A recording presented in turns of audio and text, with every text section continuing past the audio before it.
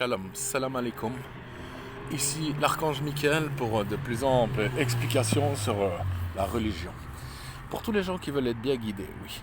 Comment vous expliquer? Il suffit de dire salutations et prospérité pour les prophètes, peu importe salutations et prospérité, je suis comique. Salutations et bénédiction de Dieu sur les prophètes. C'est plus que moi la même chose, quoi. Je veux dire, en arabe on le dit Salah Allahu alayhi wa sallam. Et pour les compagnons du prophète et pour les apôtres, si vous voulez avoir des beaux chandeliers chez vous, en fait il suffit de dire que Dieu leur accorde satisfaction et que les agrée. Que ce soit pour les apôtres de Jésus, Salah Allahu alayhi wa sallam, ou les compagnons du prophète. À ce moment-là, si vous attestez ce message, vous aurez des beaux chandeliers sur votre cheminée, des beaux chandeliers. Et plus vous attesterez que la paix soit sur eux, que Dieu leur accorde la satisfaction, et vous attraperez les bougies. Les bougies, ça veut dire que vous deviendrez leur ami. À la fin du monde, ils attesteront en votre faveur, et c'est ce qui vous protégera avec votre lumière intérieure pour ne pas tomber du pont de l'enfer, le pont de Hadès, ou le pont de la fin du monde pour les musulmans. Alors, je vous donne un petit cours de religion intensifié.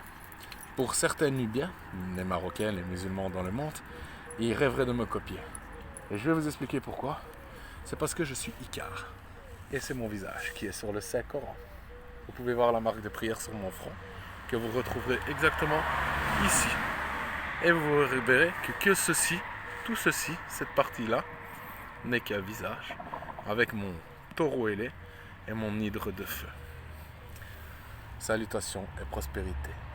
Et pour les gens israélites, orthodoxes, ou les gens qui ont envie d'approfondir leur connaissance de la religion, le Coran est en français.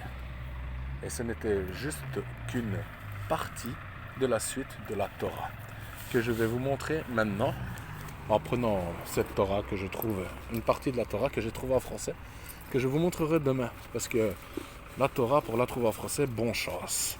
Et j'ai eu de la chance, je l'ai trouvée ici à Nice, pour la modique somme de 10 €. Voici la Torah écrite en français. Ça, ce n'est qu'un livre. Alors, je vous montre ce que vous pouvez trouver en lisant les deux. Voilà, vous voyez vous-même. Il suffit juste de les regarder et de créer un petit sort pour voir si on les met un à côté de l'autre. Et de secouer votre main. Attendez, j'essaye de trouver un bon ordre. Voilà. C'est le signe de l'infini, qui est la religion, tout simplement.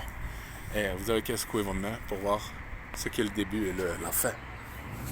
Salutations et prospérité.